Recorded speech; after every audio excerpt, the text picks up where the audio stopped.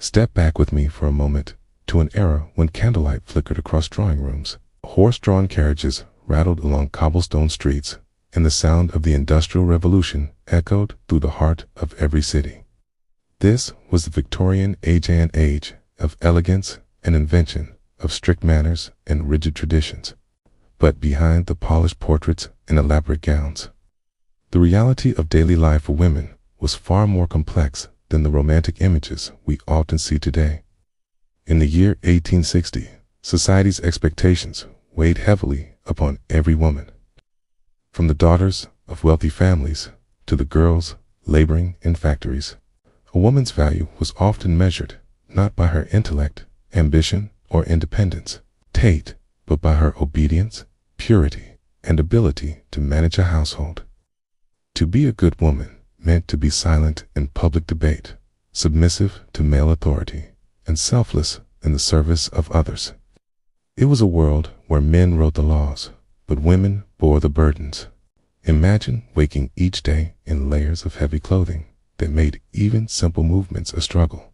Imagine having your future decided by marriage contracts, your property signed over to your husband, your legal identity erased the moment you said, "I do." For many women, this was not imagination, it was life. And yet, despite these limitations, countless women navigated their roles with courage, resilience, and quiet strength. Some carved out spaces of influence through literature, social reform, and education, daring to challenge a system that insisted they remain invisible. In this story, we'll pull back the curtain on the daily realities of Victorian women.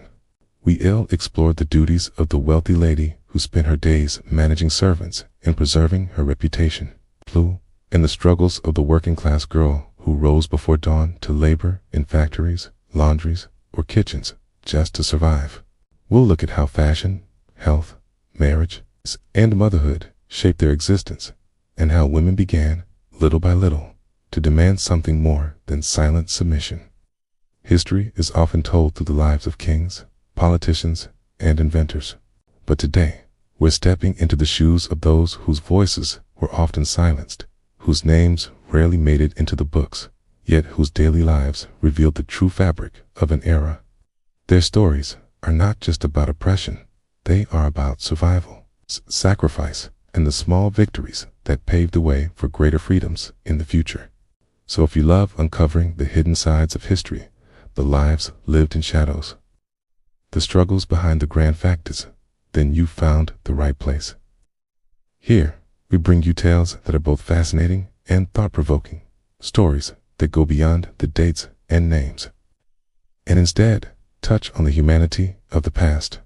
Before we begin this journey into Victorian womanhood, don't forget to support the channel. Hit the like button, subscribe, and ring the notification bell so you won't miss any of our upcoming explorations into history's forgotten corners.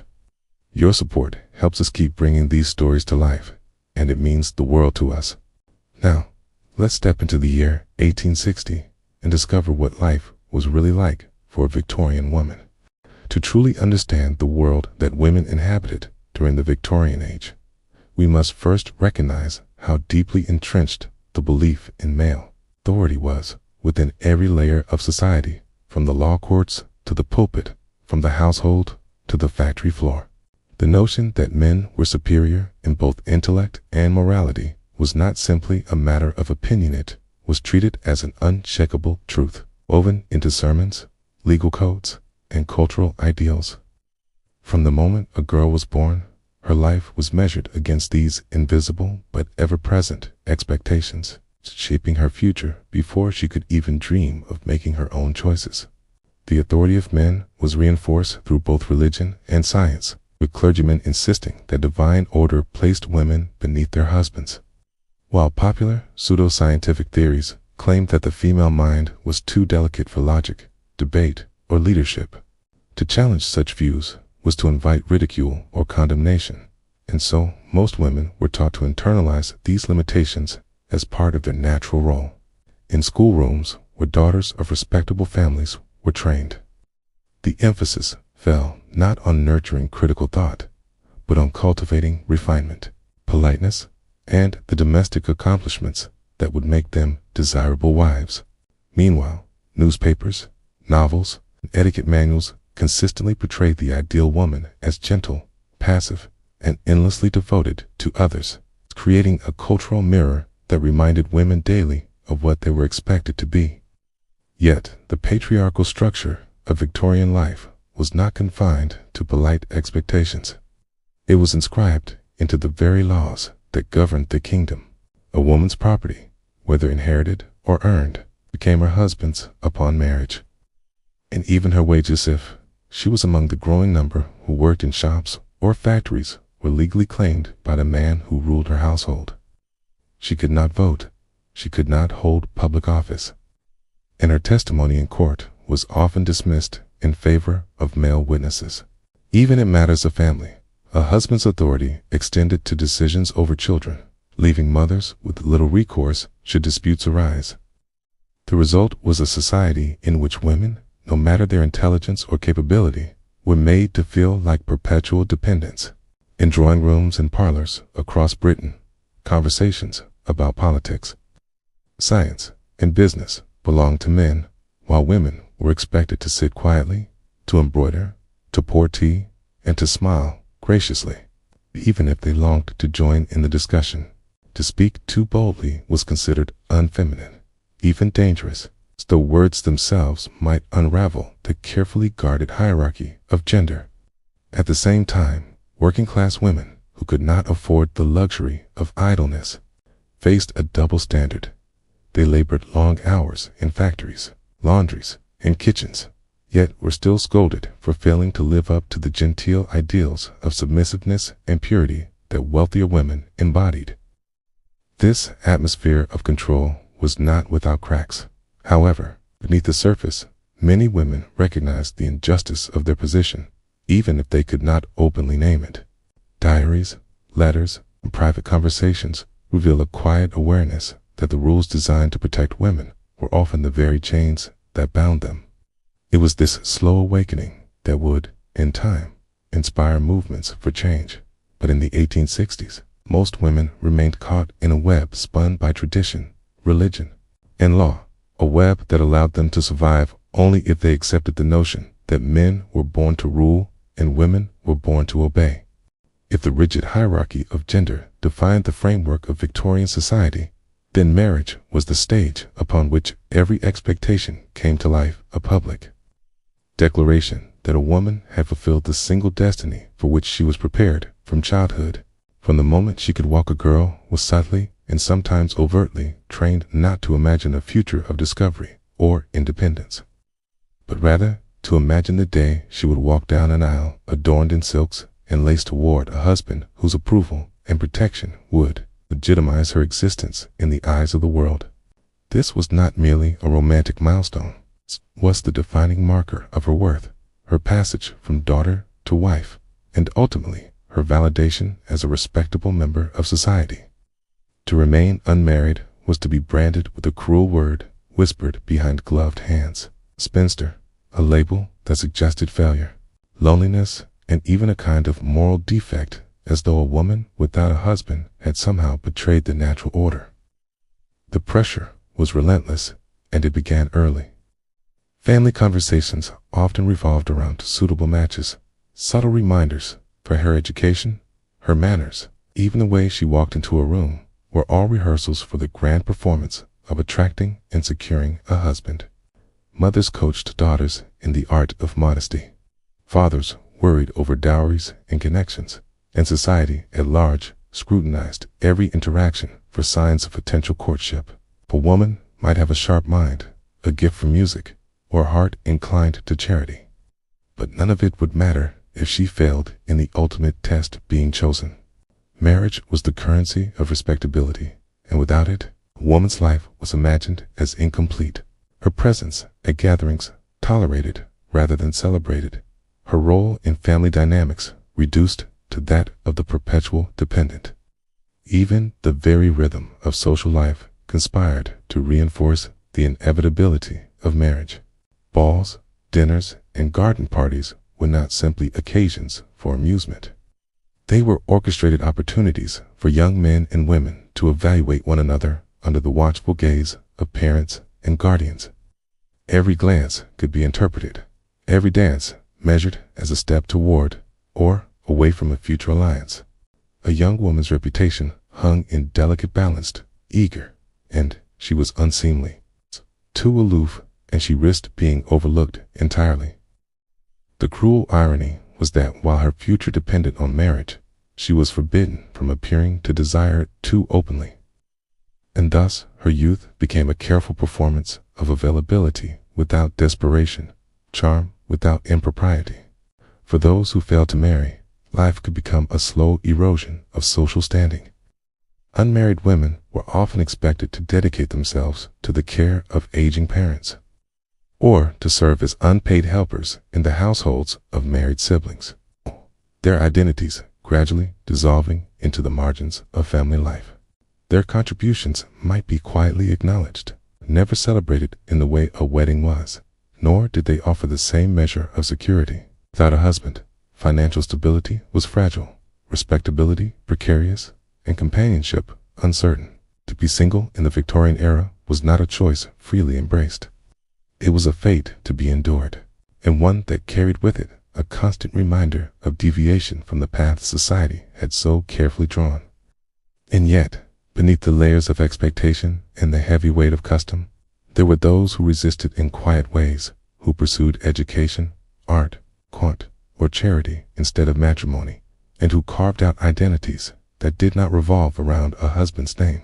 Their stories often went untold in their own lifetimes, overshadowed by the grand weddings and glittering alliances of their peers.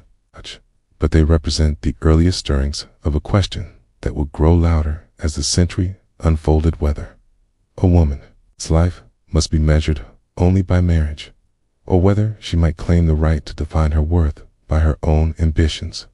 The transition from daughter to wife did not grant a woman independence. Rather, it marked a transfer of authority, as though she herself were a possession passed from one guardian to another. In the eyes of the law, a Victorian woman existed not as a fully autonomous individual, but as an extension of the man who stood beside her. First her father, and then, inevitably, her husband. Her rights, her property, even the wages she might earn through her own skill or labor, were considered to belong not to her, but to him, as if her very capacity to make decisions was permanently tethered to male oversight. The moment a woman married, any wealth she had inherited, any possessions she cherished, even the clothes on her back, legally shifted into her husband's ownership, a transfer so absolute that she could neither sell nor control them without his consent. This arrangement shaped the daily reality of countless lives, weaving a constant reminder into every transaction, every signature, every purchase that she was not the author of her own destiny. A widow with independent means might enjoy some measure of freedom. Yet even then, society often pressed her toward remarriage, not for her benefit, but to ensure that her wealth returned to the control of a man. Daughters born into affluent families could be educated in music, literature, or languages, but this learning was not intended to prepare them for self-sufficiency. It was meant to make them more attractive as wives, since their talents would ultimately serve the glory of a husband's household rather than their own. Women of modest means, meanwhile, often labored tirelessly as governesses, seamstresses, or factory workers, yet the law refused to recognize their earnings as fully theirs, reinforcing the idea that even their struggles belonged to someone else. The legal doctrine that underpinned this reality was known as coverture, a principle that effectively erased a married woman's separate identity and folded it into her husband's under coverture. She could not enter into contracts. She could not initiate legal proceedings. She could not own property independently, and she could not control her wages. If she left her husband, whether through separation or abandonment, the law rarely stood on her side, and even her children were regarded as his property rather than hers. The system was designed not to protect her, but to secure the stability of patriarchal order, ensuring that men retained control over wealth, land, and lineage, while women were relegated to dependency.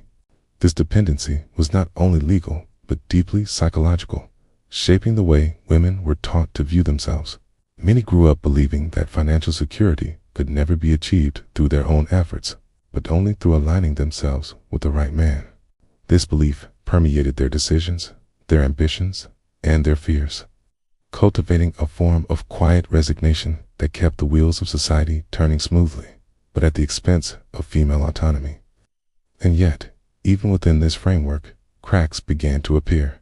Some women sought ways to bend the rules, to safeguard inheritances through trusts, or to conduct business quietly in the shadows, their names hidden behind male relatives. Others began to raise their voices, questioning why their talents and labors should enrich others while leaving them powerless. These small acts of defiance were whispers at first, almost imperceptible against the thunder of social convention. But they signaled the beginning of a slow, difficult transformation in which women would gradually demand not just recognition, but rights. In the carefully curated world of Victorian society, education for women was never designed to cultivate independence or intellectual ambition, but rather to mold them into ideal companions, refined wives, and effective managers of domestic households. A preparation that often involved hours of piano practice, needlework, and the memorization of polite conversation rather than the rigorous study of history, mathematics, or science that their male counterparts received with such fervor. From the earliest age, girls were guided not toward the pursuit of knowledge for its own sake, but toward accomplishments that could be displayed at balls and afternoon teas, where talent and grace were meant to impress and entice prospective suitors rather than to enlighten the mind. A young girl might spend countless hours perfecting her embroidery, learning to sketch delicate landscapes, or mastering the piano for each note and stitch, serving a dual purpose: to demonstrate refinement and subtly to assert that her value lay in her ability to charm, entertain, and support the ambitions of men around her, rather than to explore her own potential. Even in the rare cases where women showed exceptional aptitude for learning, societal expectations worked quietly but relentlessly to channel that aptitude into socially acceptable forms. Literature, for example, was encouraged, but only the kind that reflected moral propriety or offered a suitable backdrop for cultivating decorum. History and politics, the very subjects that might illuminate the broader world and inspire critical thought, were considered unnecessary or even dangerous for a young woman's mind. The prevailing belief held that intellectual exertion could be harmful to a woman's health, or, worse, might make her unfeminine and less marriageable. A notion reinforced not only by parents and educators, but also by medical authorities who propagated these ideas as scientific truths. In this way, education became a subtle form of control, a means to limit horizons while maintaining the appearance of opportunity, presenting young women with the illusion of accomplishment while carefully containing the boundaries of their independence. The disparity between male and female education also created invisible yet profound psychological effects. Boys were encouraged to question, to debate, to think expansively, while girls were taught obedience, decorum, and the silent mastery of domestic tasks. A young woman might learn algebra or geometry only in passing, or in the context of demonstrating refinement to her future husband, rather than as a skill to be applied independently or professionally.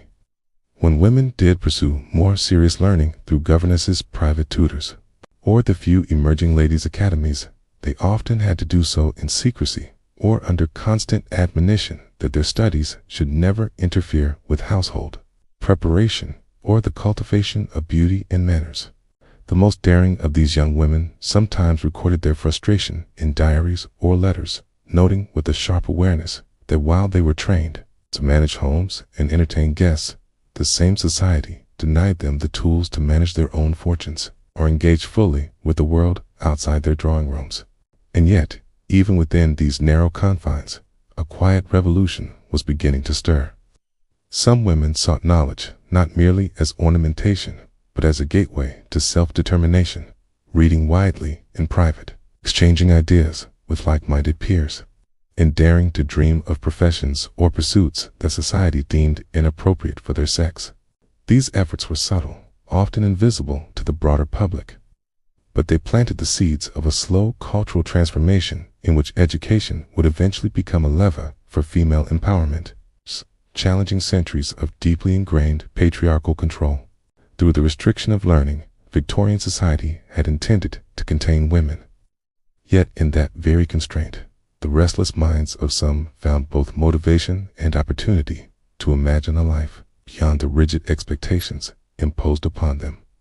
If education for Victorian women was carefully structured to impress rather than to empower, then the broader cultivation of their lives was even more deliberately orchestrated to prepare them for a single, all-defining purpose: marriage and nothing beyond it.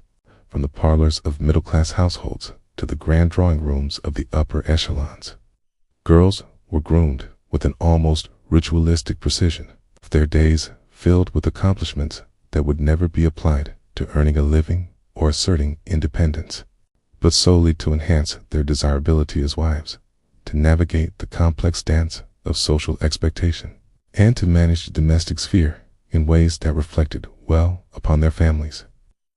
Music lessons were rigorous, not to awaken passion or creative ambition, but to ensure a daughter could provide polite entertainment at social gatherings.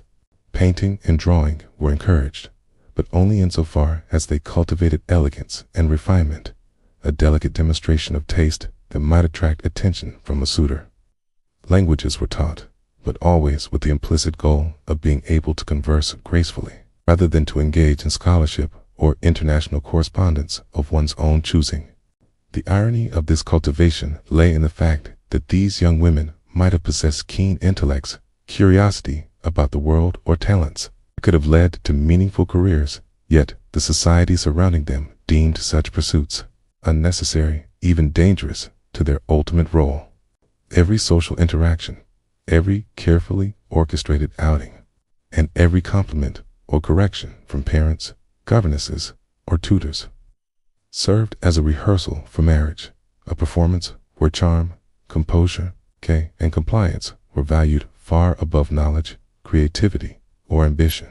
Family dinners, seasonal balls, and neighborhood visits were treated as critical arenas in which young women displayed the results of years of meticulous training.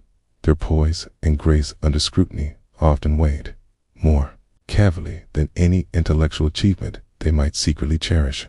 Even practical skills, while often taught in abundance, were framed in the narrow context of marriage and household management rather than independence.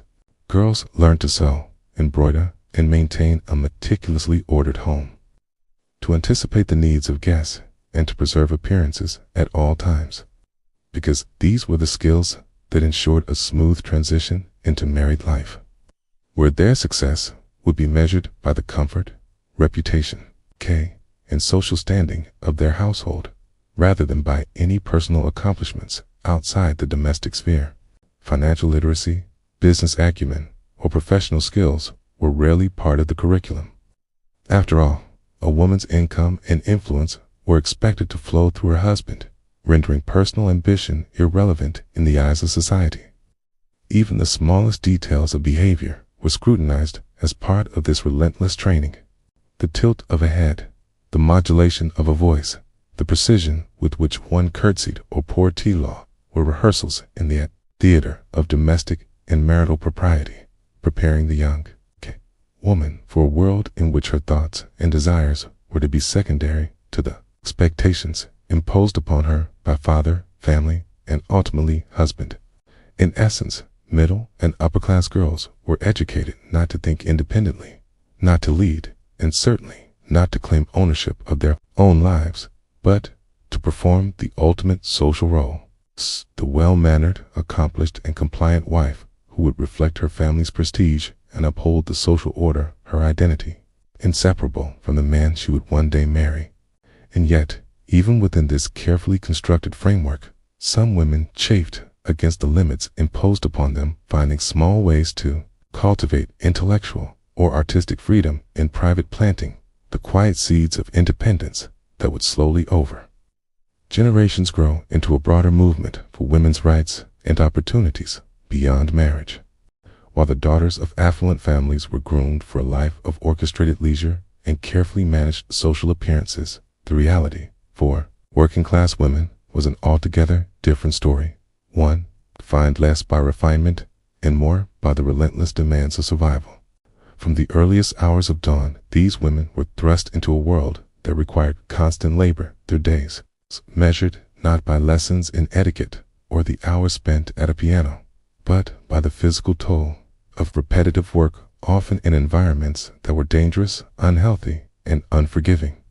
Many found themselves in factories, the dark hum of machinery echoing through cavernous halls as they operated looms, spun threads, or stitched garments.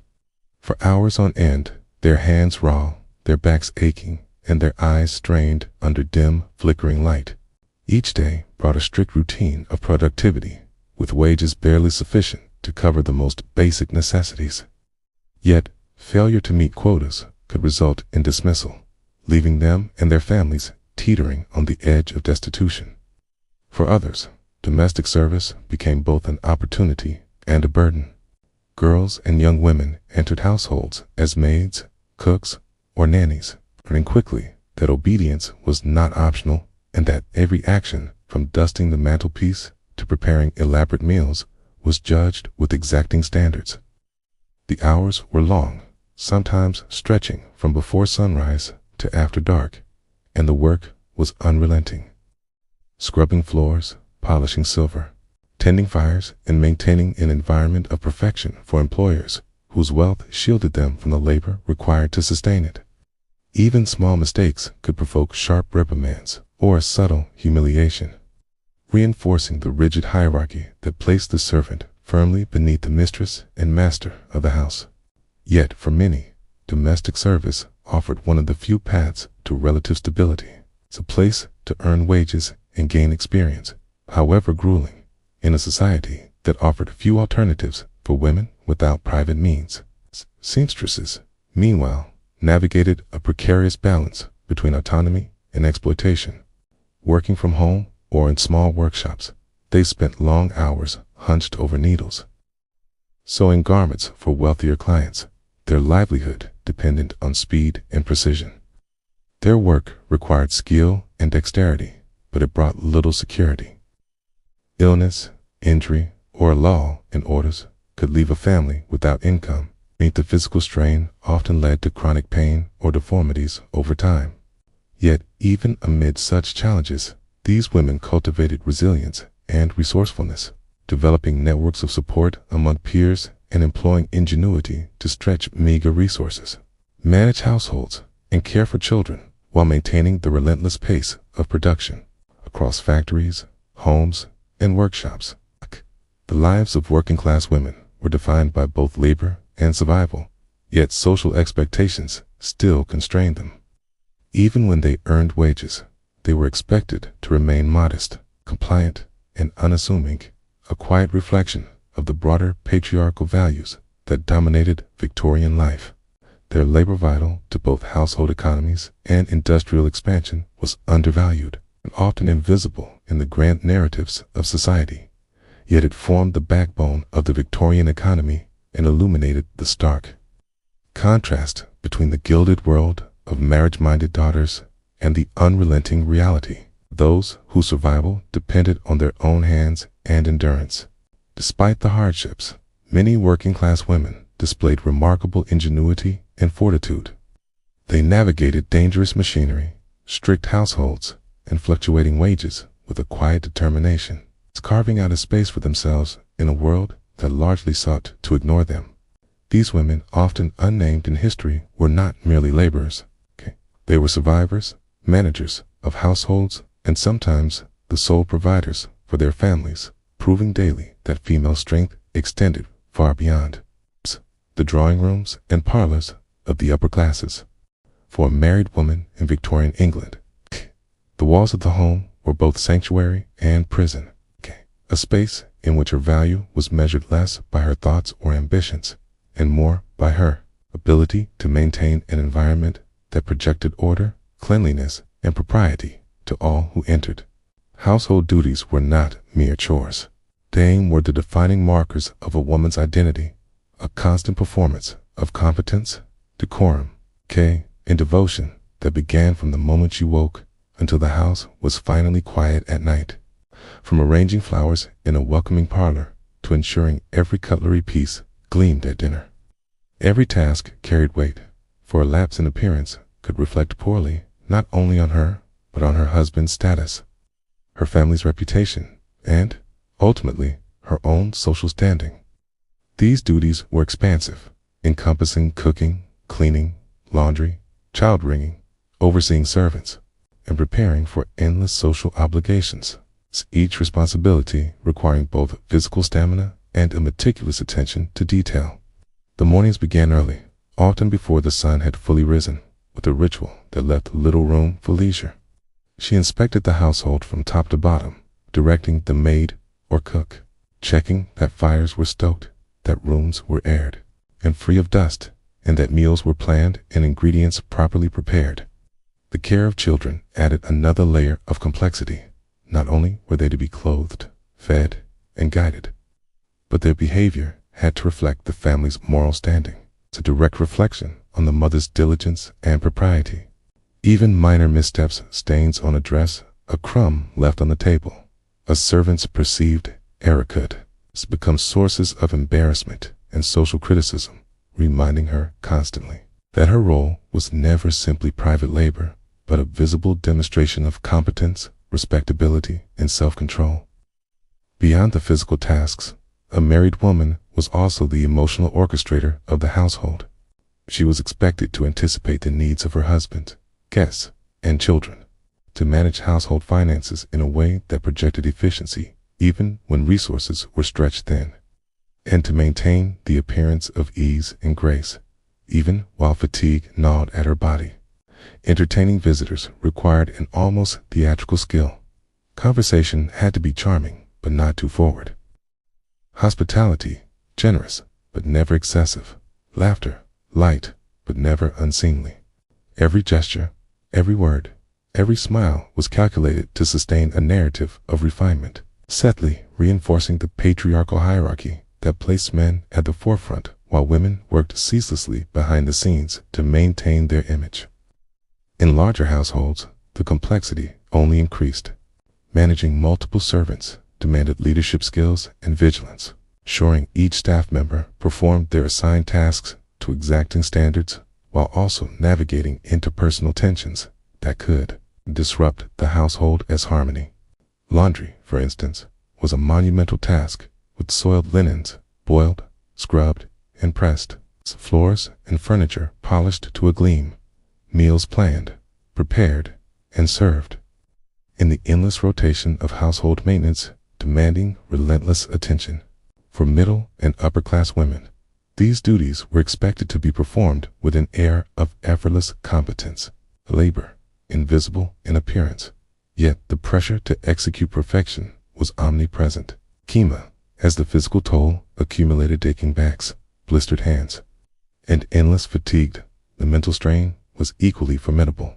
A woman's identity, her value, her place in society were intertwined with her success in the domestic sphere, and failure, even minor, could ripple outward into social judgment and personal humiliation. Yet, within these expectations, women also found ways to exert influence. They controlled the household's rhythm, shaped the moral tone of the family, and managed networks of connections that could enhance their family's social position. In a society that otherwise limited their power, the domestic domain became both a sphere of constraint and a subtle arena of agency, a space where skill, intelligence, and resilience could manifest even within the narrow confines of expectation. In Victorian society, the arrival of a child transformed a woman's life almost immediately, not only in practical terms, but in the very way she was perceived. For motherhood was considered the ultimate marker of her worth, the centerpiece around which her identity revolved, and the measure by which society judged her success as a woman. From the moment a daughter was married, conversations and expectations subtly, yet relentlessly, pivoted toward her ability to bear children, particularly sons, who would carry on the family name, inherit property, and maintain the household's social standing. The process of pregnancy, childbirth, and child-rearing was treated not merely as a personal experience, but as a sacred duty, an obligation that merged love, labor, and sacrifice into a single, unbroken continuum that defined the rhythm of a woman's existence.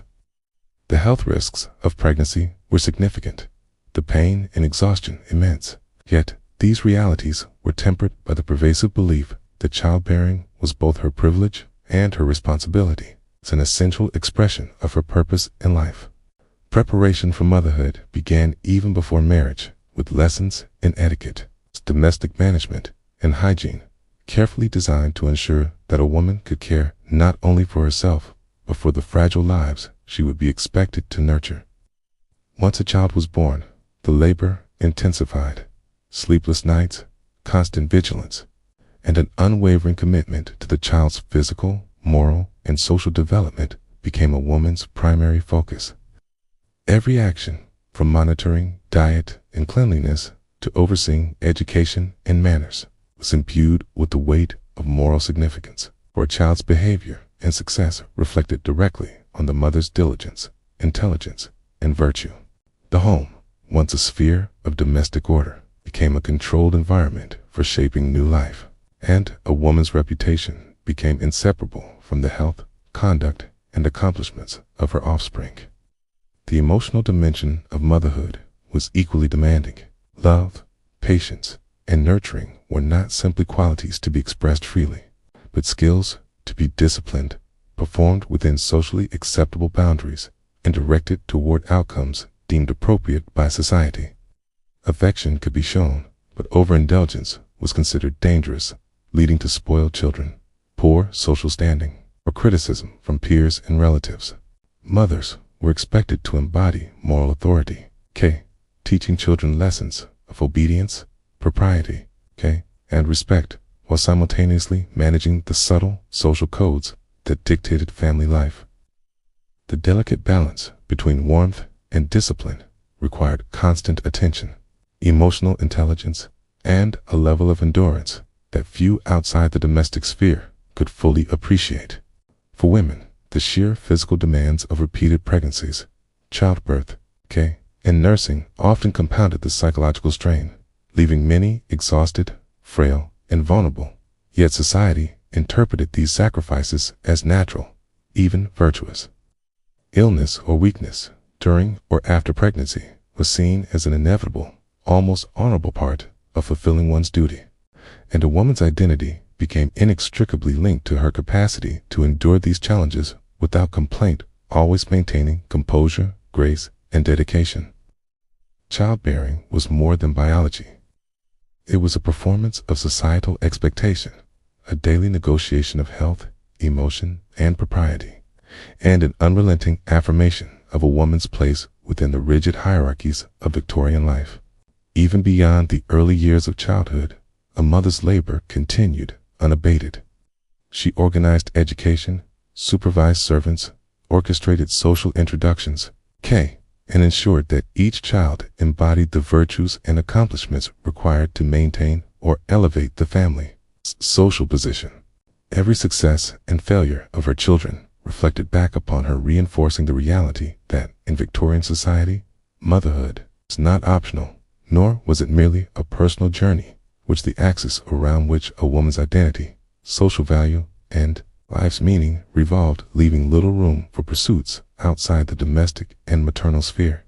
In the world of Victorian England, where every gesture and appearance carried unspoken social weight, fashion was not merely a matter of personal taste or aesthetic preference, but a rigorous, often punishing code that dictated a woman's physical presence, her comfort, and even her health, as the elaborate ensembles she was expected to wear, transformed her daily existence into a carefully choreographed performance of elegance and restraint. From the moment she awoke, a woman of means faced a ritual as exacting as it was exhausting. Layers of chemises, petticoats, corsets, and skirts piled upon one another with meticulous precision, each garment serving a dual purpose of shaping her figure into the big, idealized silhouette of the age and signaling her conformity to societal expectations. Corset, that emblem of Victorian refinement, was at once a symbol of femininity and a literal instrument of constraint, cinching the torso so tightly that breathing became shallow movement, restricted, and the body's natural rhythms subordinated entirely to the dictates of fashion. To outsiders, these clothes might have appeared merely ornate, a display of wealth and taste. But for the women who wore them, the experience was often grueling. Walking required careful balance, each step measured to prevent skirts from snagging or layers from collapsing, while sitting or bending demanded a slow, calculated choreography that left no room for casual motion. Even simple acts, like rising from a chair, reaching for an object, or descending a staircase, became exercises in discipline and endurance, each movement observed by family, visitors, and servants alike, reinforcing the unspoken rules of decorum that governed female behavior. The heavier the layers, the more ornate the fabrics, the more severe the constraints, and yet these very garments were considered essential markers of social status and propriety. Their weight and restriction, a visible affirmation of wealth, taste, and adherence to the moral codes of the day. The impact of these fashions extended beyond mere inconvenience. They imposed physical strain that could be lasting and severe. Corsets compressed the rib cage and internal organs, leading to fainting, shortness of breath, and digestive issues, while long skirts and multiple petticoats caused fatigue, heat exhaustion, and difficulty navigating daily tasks. Shoes, often tightly laced or elevated, altered posture and gait, sometimes permanently, while gloves, hats, and other accessories demanded attention and adjustment throughout the day. A woman's comfort was subordinated entirely to appearance, and yet the expectation remained that she carried herself with effortless grace, concealing any discomfort, pain, or fatigue beneath a polished exterior. Fashion also functioned as a social signal, an intricate language that communicated marital status, wealth, and moral virtue. Bright colors or elaborate trims were worn only at certain occasions.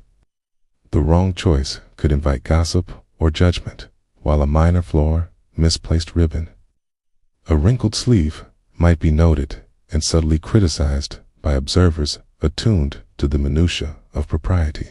For women, this meant that every outfit was both armor and constraint, a visible marker of social standing and respectability, yet simultaneously a tool of suppression, physically limiting movement while psychologically reinforcing the expectation that they remain composed, delicate, and compliant at all times.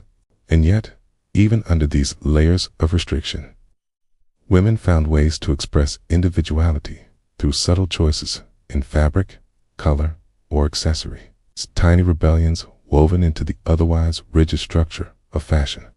Each day required endurance, patience, and skill.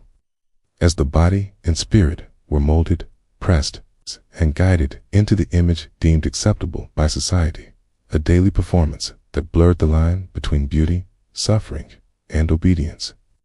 Victorian clothing was never neutral.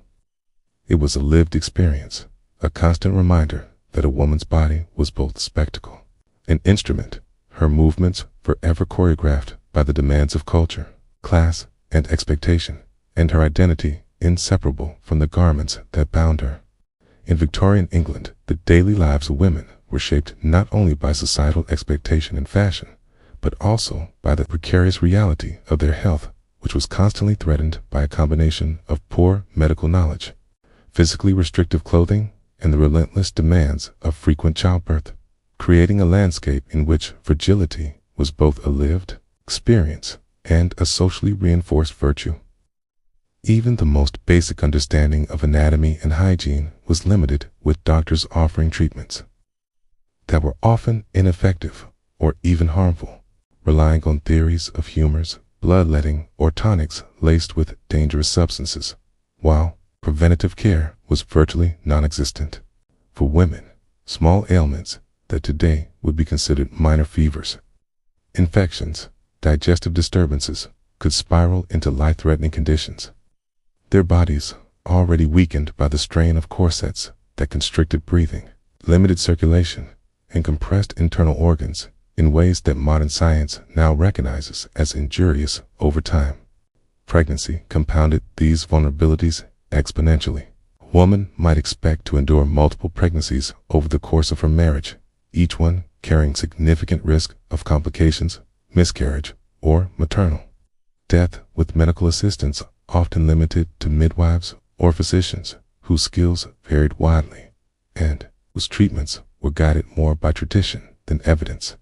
The physical toll of repeated childbirth, combined with insufficient nutrition and the exertion required to maintain a household, left many women pale, frail, and chronically fatigued, their bodies bearing the visible marks of continuous labor and expectation.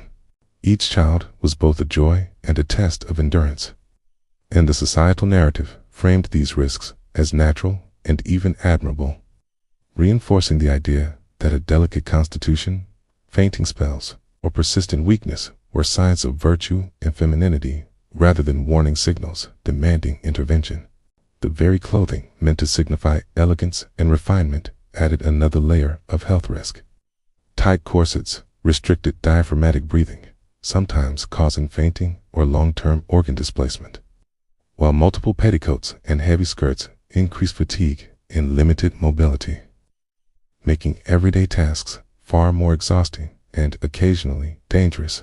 Shoes with narrow toe boxes or elevated heels distorted the feet, affecting posture and gait, while gloves and underlayers contributed to heat exhaustion and skin irritation.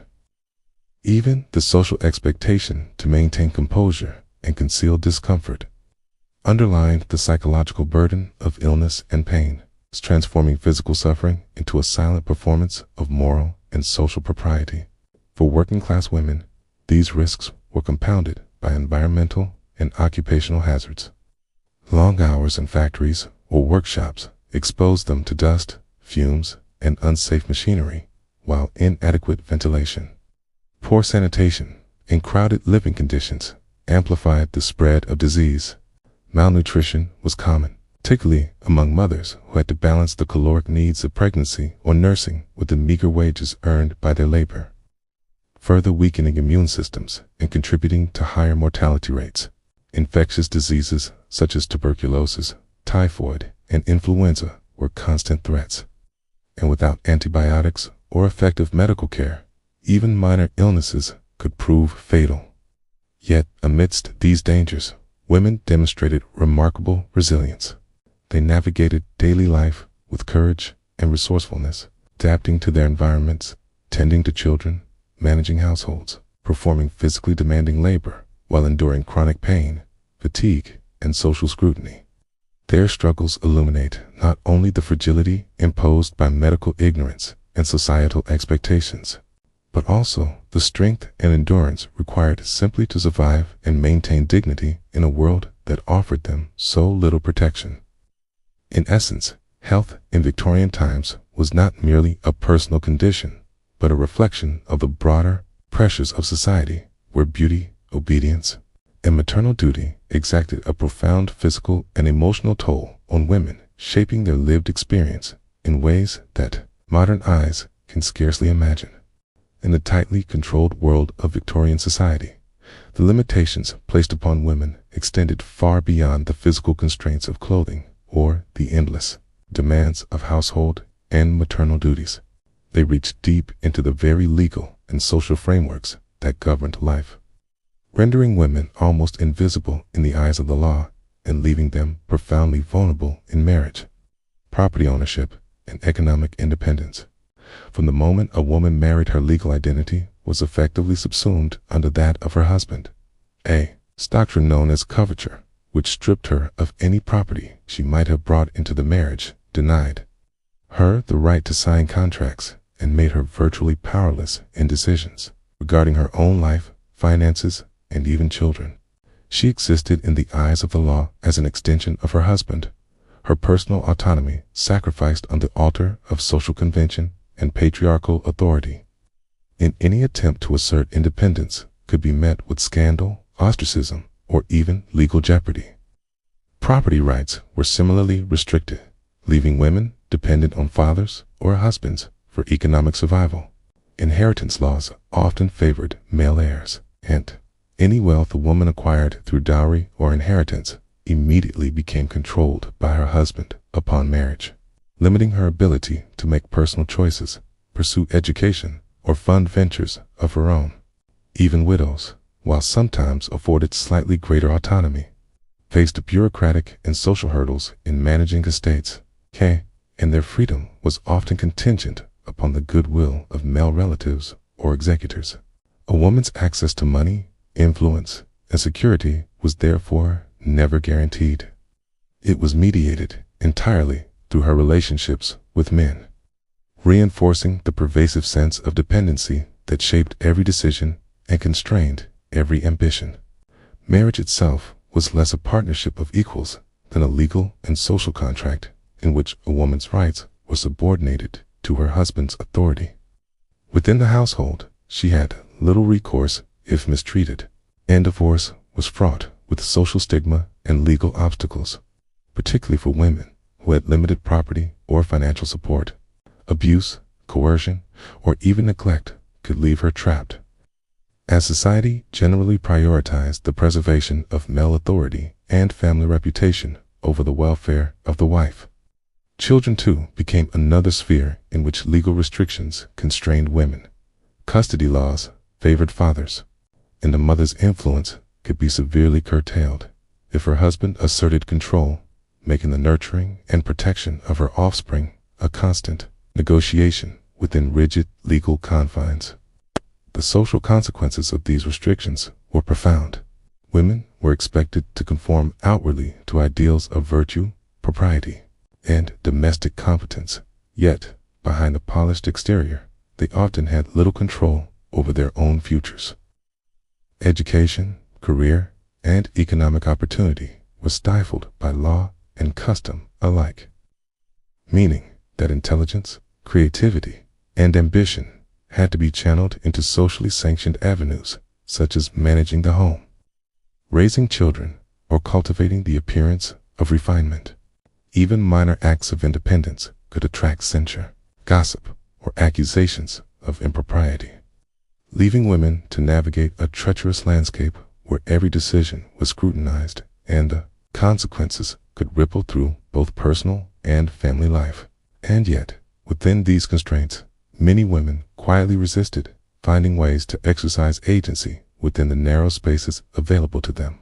They negotiated marriages, managed households with exceptional skill, oversaw finances, educated children, and, in some cases, participated in social reform movements that laid the groundwork for future legal and political change.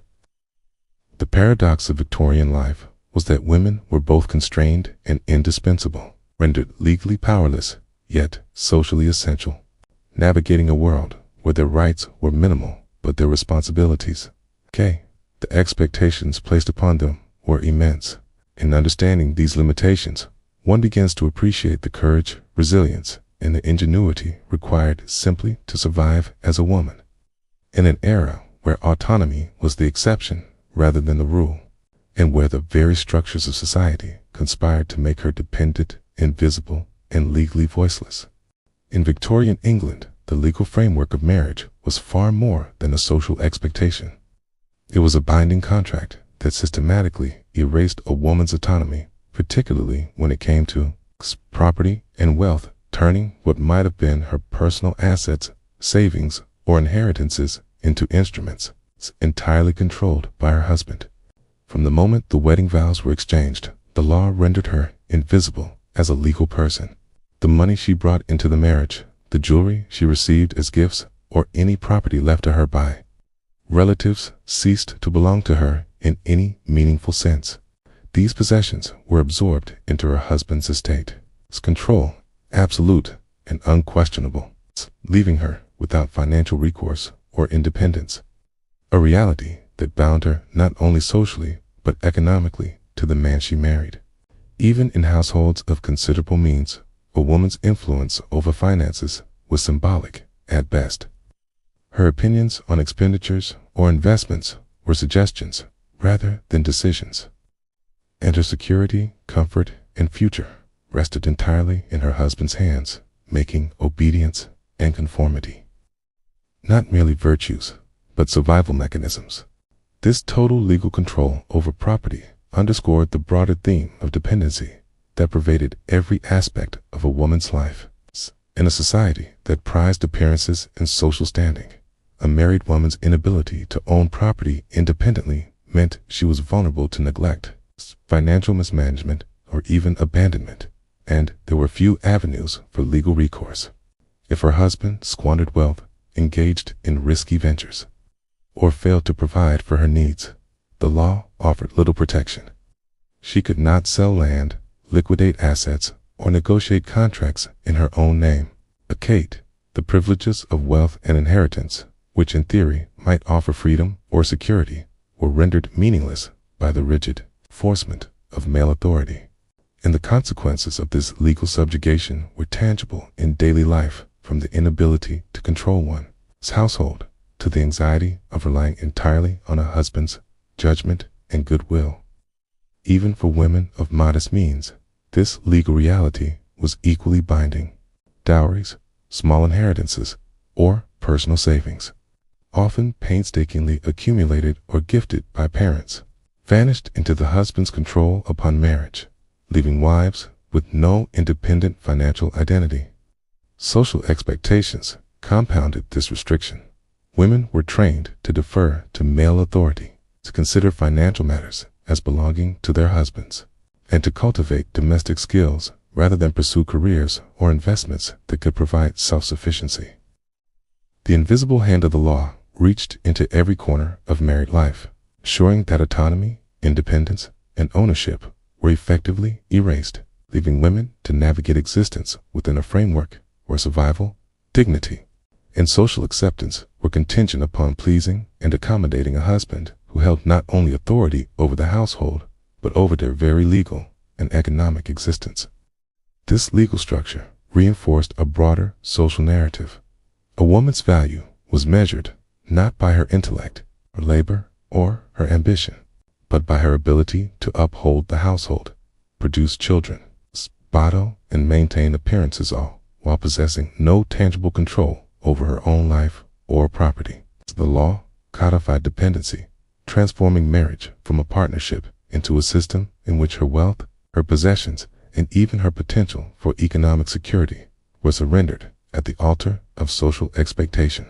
Yet, even within this rigid system, women found ways to exert subtle influence, managing household economies with ingenuity, negotiating within social constraints, and exercising judgment over domestic affairs, demonstrating a quiet resilience and agency that, though legally unrecognized, shaped the lived experience of countless women navigating the intersecting pressures of law, society, and expectation. In Victorian society, the notion of divorce carried with it a weight far heavier than the dissolution of a marriage.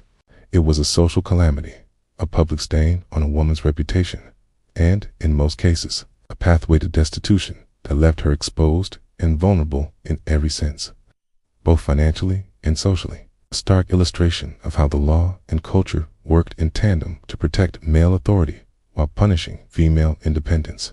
The legal system of the time made divorce extraordinarily difficult to obtain, with procedures favoring men and requiring women to prove egregious faults such as adultery combined with cruelty, desertion, or another serious transgression, meaning that the very possibility of dissolving a marriage was largely inaccessible to most wives. Even when the courts granted a divorce, the consequences were devastating. Women often lost custody of their children, any claim to property or dowry, and, perhaps most crushingly, the respect of friends, family, and society at large. The stigma of divorce clung to a woman like an indelible mark, branding her as morally suspect, socially undesirable, and, in the eyes of many, a failure in the most essential duties assigned to her by society. Financial ruin accompanied social scorn with frightening regularity. Without legal control over property, savings, or income, Divorced women had few means of support, particularly if they had not been born into wealth or lacked the protection of influential male relatives. Many were forced to rely on the charity of family precarious employment in socially acceptable yet poorly paid roles, or, in some tragic cases, survival through work that carried social stigma, such as governess positions or seamstress labor in harsh urban conditions. The very act of seeking independence and attempt to reclaim personal agency was treated as transgressive, leaving women in a paradoxical situation where remaining in an oppressive marriage guaranteed social acceptance but little personal freedom, while leaving that marriage exposed them to financial insecurity and moral censure. The societal narrative surrounding divorce was also suffused with moral judgment. A husband who sought divorce might be viewed as enforcing propriety or protecting the family's reputation, whereas a wife's involvement was often seen as a sign of personal failing, emotional instability, or moral weakness. Gossip and scrutiny followed women relentlessly, painting them as cautionary tales to be observed and emulated in the negative. A woman who had been married and divorced was not just legally vulnerable, she was socially quarantined. Her ability to remarry, participate in respectable social circles, or maintain her family's standing significantly curtailed. The weight of this judgment extended beyond the immediate consequences, shaping the choices of future generations of women who witnessed the severe penalties exacted upon those who challenged marital expectations. Even within the rare instances of successful divorce, women faced an ongoing struggle for autonomy, forced to navigate a world that offered minimal support and expected constant adherence to propriety, while carrying the invisible burden of shame. The emotional toll was immense. The loss of children, the severing of household ties, and the constant pressure to maintain appearances created a landscape in which resilience and ingenuity were essential for survival.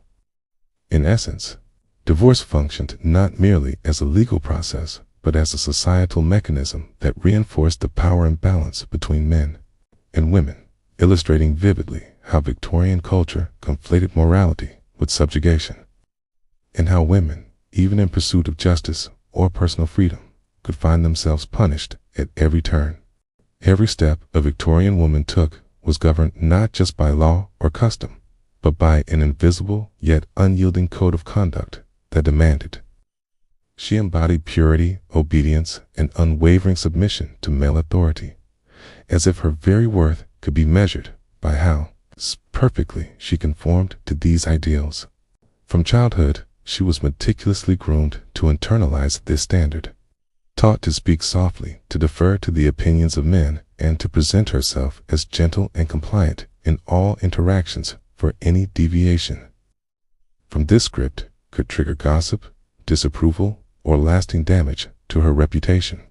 Her body gestures and words were constantly scrutinized, each movement a subtle performance meant to signal moral rectitude, domestic capability, and readiness for eventual marriage. As social currency, far more valuable than any personal achievement, intellect, or ambition she might secretly nurture. The expectation of purity extended far beyond sexual conduct. It encompassed the way she dressed, walked, and even gestured, skinning an almost ritualistic adherence to propriety that left little room for personal expression. Obedience was equally all-encompassing, extending into the smallest details of domestic and social life, whether following the precise protocols of household management, submitting to the directives of parents and husbands, or maintaining a public facade of harmony.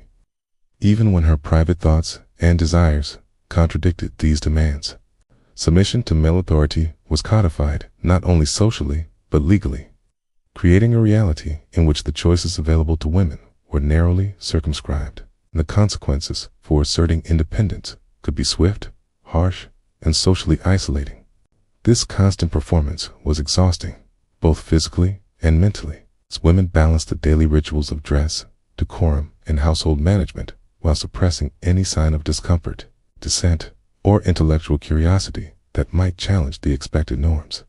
Even leisure activities, education, or conversation were carefully monitored for appropriateness. And women quickly learned that their value in society depended less on personal capability than on how convincingly they could project the image of a virtuous, compliant, and morally pure individual. Family, friends, and servants alike became silent enforcers of this system, ensuring that every action, from the way she poured tea to the tone of her voice in conversation, adhered to the rigorous expectations of purity, obedience, and submission. Yet, despite the weight of these restrictions, women often found subtle ways to navigate, negotiate, and even manipulate these expectations to their advantage, cultivating networks of influence, mastering household authority, and exercising judgment in domestic, and social affairs, while outwardly maintaining the appearance of absolute conformity. Their entire lives became a delicate balancing act, where personal agency was hidden beneath layers of compliance, and survival required an intimate understanding of the social codes that governed every encounter. By insisting on purity, obedience, and submission, society demanded perfection in performance, paradoxically created a space in which women's intelligence, cunning, and resilience could quietly flourish, hidden behind the carefully constructed facade of demure compliance that the world demanded. Amid the strict codes of Victorian conduct, the concept of the angel in the house loomed large over every woman's life. It's an ever-present ideal that glorified her not for her intellect, ambition, or personal desires, but for her self-sacrifice, unwavering devotion, and meticulous attention to the home and family, as if her ultimate purpose could be measured solely by the comfort, happiness, and moral rectitude of those around her. This ideal was more than a social expectation. It was a cultural script woven into literature, vice manuals, and the everyday conversations of families, reinforcing the notion that a woman is worth lay in her ability to manage the domestic sphere flawlessly, nurture her children with gentle patience, and provide uncomplaining support to her husband, whose authority she was to uphold unquestioningly. To embody the angel in the house meant crafting a delicate balance between visibility and invisibility. She was to be ever present, attending to every detail of household management, from overseeing servants to ensuring meals were perfectly prepared, yet her own desires, ambitions, and discomforts were to remain invisible, hidden beneath layers of politeness, restraint, and decorum. Any lapse in this performance, whether a heated word, visible frustration, or a failure to anticipate the needs of her family, was not merely a personal shortcoming. It was a moral failing, a stain on her character that could ripple outward to affect the household's reputation, social standing, and prospects. The pressure was relentless, a constant demand to be selfless, patient, and virtuous, as if the success of her family and the moral health of society itself depended upon her flawless execution of this domestic perfection. Even leisure and personal time were subordinated to this ideal. Reading, music, or embroidery were not pursued for intellectual enrichment or personal enjoyment, but as tools to refine her skills in ways deemed useful for maintaining an elegant, harmonious household or impressing society with her accomplishments. Her moral and emotional labor was as crucial as her physical labor. She was expected to mediate disputes, cultivate social connections, and provide emotional support to each family member, all while maintaining an appearance of effortless grace. The home itself became both her canvas and her prison, a space in which her intelligence, taste, and labor were on constant display. Yet her personal identity was largely invisible, defined almost entirely by her devotion to others. Yet within these constraints, women often discovered subtle forms of agency.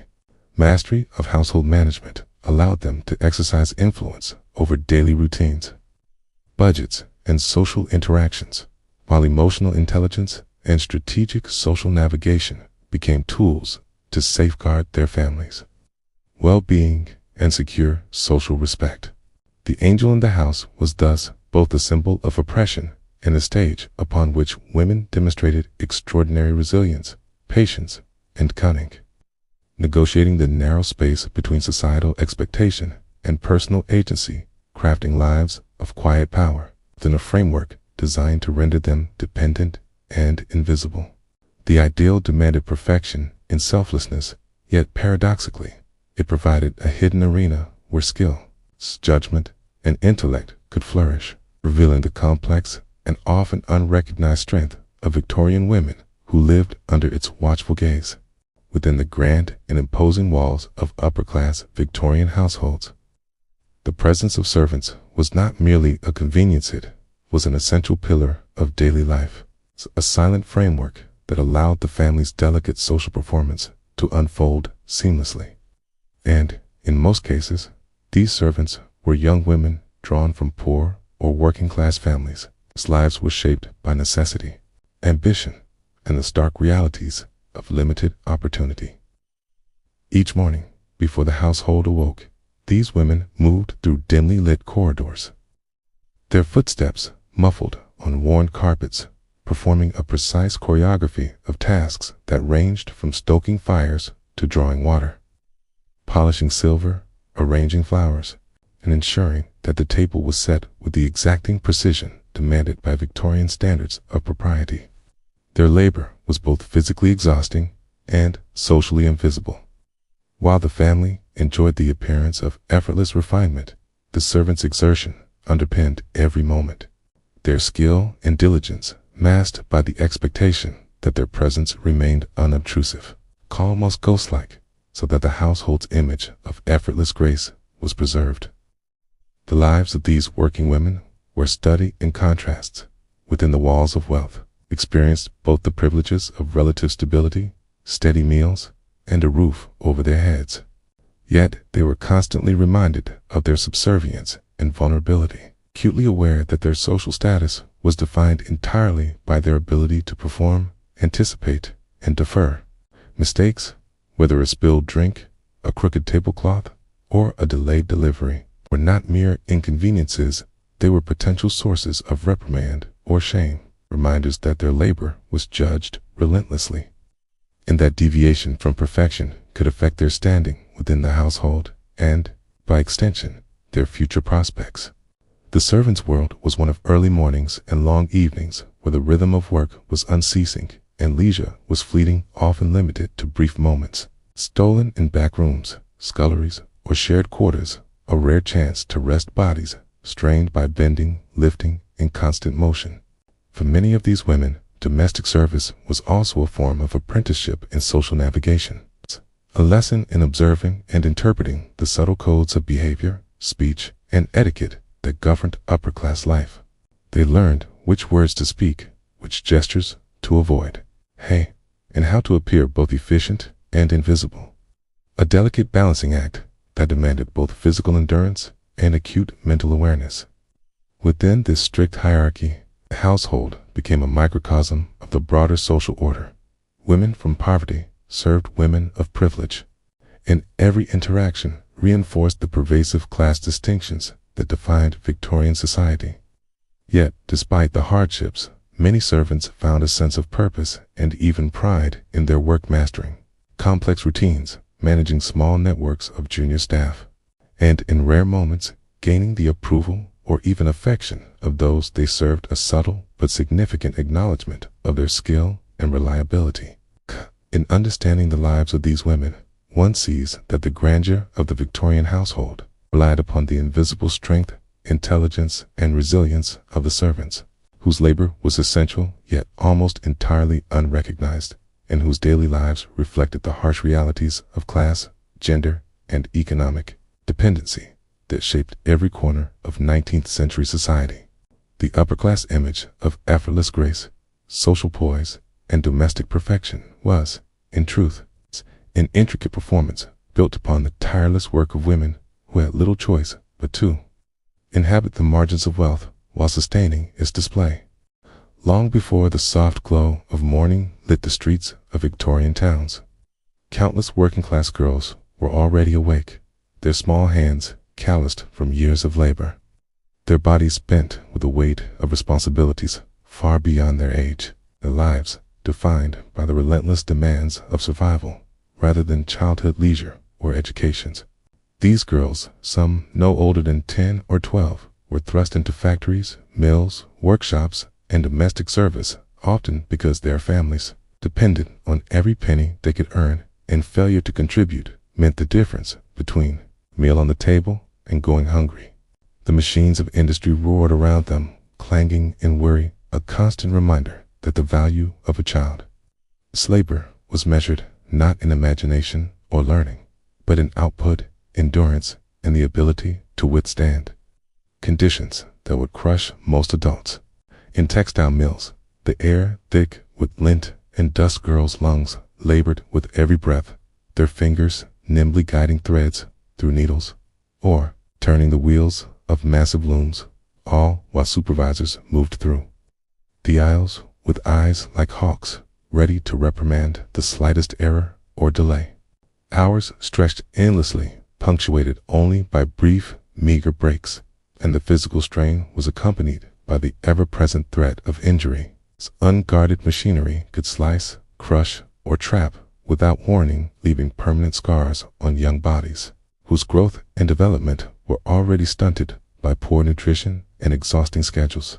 Outside factories, girls in domestic service faced another kind of relentless pressure, performing an endless array of household tasks from cleaning, cooking, and laundry to caring for younger children, all while navigating the whims and expectations of employers who demanded obedience, discretion, and tireless devotion, often for meager wages that barely justified the sacrifices they endured. Education, a distant dream for most working-class girls, was frequently sacrificed entirely to meet economic necessity, while upper-class peers were taught music, embroidery, or basic literacy as preparation for social refinement in marriage. These girls learned the brutal arithmetic of survival, counting pennies, rationing food, and managing tasks that supported the household income. Their minds and bodies were trained not for curiosity or ambition, but for efficiency, endurance, and service, producing labor that sustained families and fueled the industrial economy, yet rendered their own childhoods fleeting and almost invisible. The emotional toll was profound, as these girls carried responsibilities meant for adults while longing for the freedom, play, and exploration that were systematically denied to them. A cruel paradox of youth trapped beneath the demands of necessity.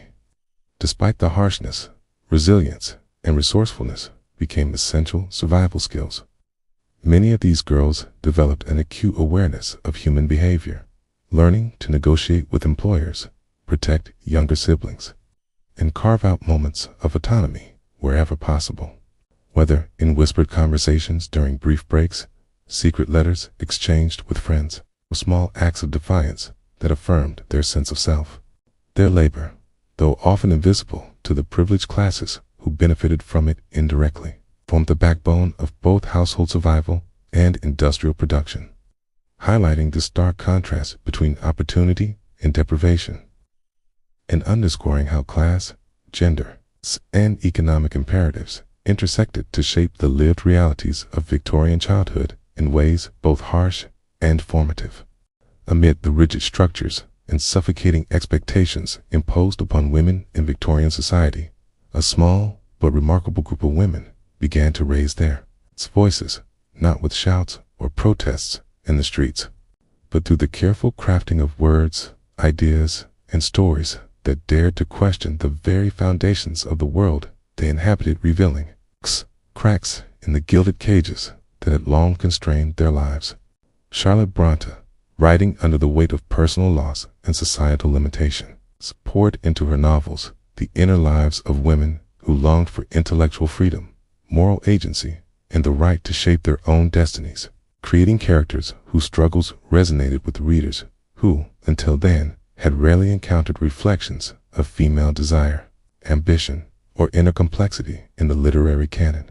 In parallel, George Eliot, a pen name shielding Marianne Evans from the scorn of a society unaccustomed to women claiming intellectual authority, explored moral, social, and philosophical questions with depth and nuance, offering portraits of women navigating personal and social constraints with intelligence and courage, challenging the notion that a woman's sphere was solely domestic or decorative.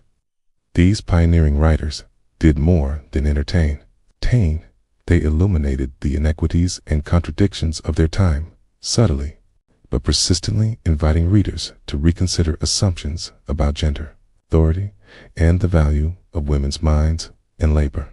Their work became both a mirror and a challenge, reflecting the limitations imposed on women while also suggesting the possibilities that could emerge if these barriers were dismantled. The act of writing itself became a form of quiet rebellion, a declaration that women could think, reason, and express ideas with the same rigor and insight expected of men, even as societal norms sought to render such ambitions unnatural or improper.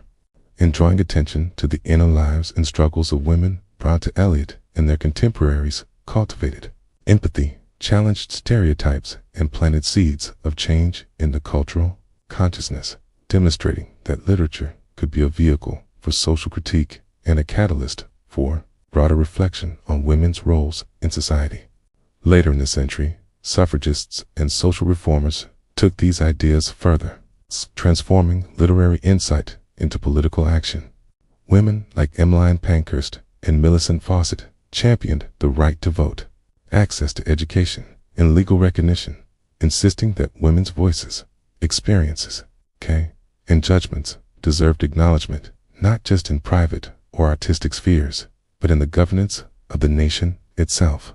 They faced ridicule, opposition, and even imprisonment, yet their persistence drew attention to the systemic inequalities that had long silenced women, highlighting the urgency of expanding rights and protections to allow women to participate fully in public and professional life.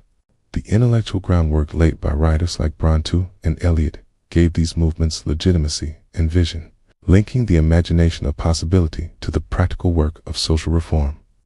Through literature, advocacy, and tireless effort, these women carved pathways into spaces previously denied to them, creating ripples that challenged entrenched social norms and inspired countless others to question, imagine, and demand more from a society that had long equated womanhood with subservience. Their courage, intellect, and creativity illuminated not only what women endured, but what they could achieve, revealing a burgeoning awareness that change, though slow, was both possible and necessary, and that the pen-like resilience itself could be as powerful as any law in shaping the course of history. Even as the mid-19th century pressed forward with its strict social hierarchies and rigid expectations for women, a quiet yet powerful current of change was beginning to stir beneath the surface, manifesting in the form of a movement that would one day redefine the very notion of citizenship and public participation for women: the suffrage movement. In the 1860s, the idea that women should have the right to vote was still radical, often met with ridicule, disbelief, or outright hostility from a society that considered political engagement a male prerogative and questioned a woman's capacity to reason on matters of law, governance, or public policy. Yet, despite the resistance, small groups of determined women were beginning to organize meeting in parlors, rented halls, and private homes, exchanging ideas, drafting petitions, and discussing strategies to claim a voice that had been denied to them for centuries. These early suffragists were a diverse mix of thinkers, writers, and ordinary women who had experienced firsthand the limitations of legal, economic, and social dependence. Some were inspired by the arguments of philosophers and reformers advocating equality, while others were driven by their own frustrations at the tangible injustices surrounding them: the inability to own property, the lack of legal recourse in marriage, and the impossibility of influencing decisions that affected their daily lives. Their campaigns were often subtle at first, framed as moral arguments or appeals to fairness, emphasizing the responsibility and rationality of women rather than demanding immediate revolution. Yet every petition submitted, every meeting held, clipped, and every article published chipped away at the cultural assumptions that kept women silent in the public sphere. Despite their careful planning and measured rhetoric, the suffragists faced constant obstacles. Newspapers mocked them, public officials dismissed their efforts. And even some well-meaning men, including family members, warned against improper ambition, suggesting that political engagement would undermine a woman's moral character or distract her from her domestic duties. Yet, for the women involved, these barriers only reinforced the urgency of their mission. They were not simply fighting for the abstract principle of equality. They were fighting for tangible power over the conditions of their lives, the ability to influence laws, education, labor, and public policy, and the recognition that their intellect and judgment were no less valid than that of men. The 1860s represented a pivotal moment in this long struggle. While legal victories were still decades away, and most women remained excluded from the ballot, the very act of organizing, speaking, and insisting on their right to participate planted the seeds of a movement that would grow in strength and visibility over the next 50 years. Each petition, each speech, and each essay contributed to a slowly coalescing consciousness that women were not merely passive spectators in society, but active agents whose contributions, insight, and votes were essential for justice and progress. The suffrage movement of this era, though nascent and often precarious, was the beginning of a profound transformation, a testament to the courage and resilience of women who refused to accept silence as their only option, and whose efforts would eventually culminate in the hard won victories of the early 20th century. Amid the unyielding structure of Victorian society, a chorus of voices began to rise, not from the grand drawing rooms of the wealthy, nor the hushed parlors of genteel ladies, but from the determined ranks of social reformers, who, with tireless dedication and a keen sense of justice, sought to expose the stark inequalities that defined the lives of women and the working poor, drawing attention to the realities that polite society preferred to ignore.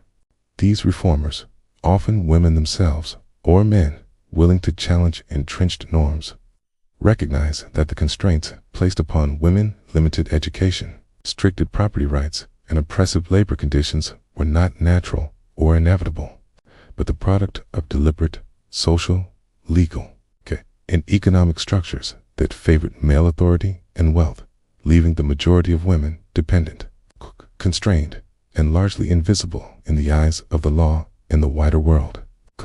Through pamphlets, public lectures, newspapers, and charitable initiatives, they meticulously documented the hardships endured by women of all classes, painting vivid pictures of girls sent into factories before they had even learned to read, of wives stripped of any legal claim to the property they had inherited or the money they had earned, and of mothers who bore child after child with little medical support, all while being expected to maintain the appearance of grace, composure, and moral perfection. By linking these individual stories to broader systemic issues, reformers slowly began to penetrate public consciousness, compelling even those who had long accepted these inequities as normal to confront the human cost of societal indifference. They argued, with careful reasoning and moral urgency, that access to education was not merely a privilege for the upper classes, but a necessary foundation for women's autonomy, that property laws denying married women control over their earnings were both unjust and socially destructive, and that labor reforms were essential not only to protect physical health, but to ensure the dignity and rights of women working to support their families. No, their work was not without opposition. Critics accused them of challenging the natural order, of undermining family structures, or of encouraging women to forsake their domestic duties for abstract ideals of independence. Yet, the reformers persisted, recognizing that change, no matter how incremental, required courage, persistence, and the articulation of compelling moral arguments that could resonate with both lawmakers and the public. They strategically combined evidence, personal narratives, and ethical appeals to show that the welfare of women was inextricably linked to the welfare of society as a whole, asserting that empowering women through education, legal rights, and fair labor practices was not a threat, but a necessary evolution toward justice, stability, and social progress. In this way, The efforts of these early reformers began to weave a fabric of awareness that, while fragile and contested, laid the groundwork for later victories. The expansion of girls' education, gradual reform of property laws, improvements in working conditions, and the growing momentum of the suffrage movement. Their voices were the first sparks in a long campaign to illuminate the shadows of inequity, showing Victorian society that the lives of women were not mere private matters to be managed quietly behind closed doors, but urgent public concerns whose neglect compromised the moral and practical health of the nation itself. For many working-class women in Victorian society, the day began long before the sun had fully risen, and it rarely ended before night had cast its deep shadow across the city streets. They carried a weight far heavier than their bodies alone could bear, a double burden that demanded both relentless labor outside the home and unceasing attention to the needs of their families within it. From the factory floor to the domestic workshop, these women endured grueling hours, their hands raw from machinery, sewing needles, or scouring pots, their lungs strained by dust, coal, smoke, or damp, poorly ventilated rooms. And yet, as the whistle sounded the end of their official workday, they returned home to another round of duties that required equal stamina and careful attention. Meals had to be prepared from whatever meager provisions were available to children. Clothed, cleaned, and disciplined the house saw what passed for one in cramped, overcrowded conditions, did and organized, while often nursing the sick or tending to the elderly members of their household, all without the luxury of assistance or reprieve. This relentless cycle left little space for rest or personal growth. Leisure was a rare, almost mythical concept, fleeting moments snatched between tasks, stolen glances of reprieve that could not be fully enjoyed, because the mind was always aware of unfinished work, bills that needed to be paid, or children who required guidance and protection. The physical exhaustion was compounded by social invisibility, as society largely celebrated or acknowledged the labor of men while considering women's contributions as expected, natural, or even invisible mere extensions of duty rather than acts worthy of recognition or respect. Their toil, both inside and outside the home, was essential not only to their family survival, but to the functioning of the broader economy. As factories, workshops, and domestic service all relied on their competence, skill, and endurance, yet they rarely saw compensation, status, or appreciation commensurate with their efforts.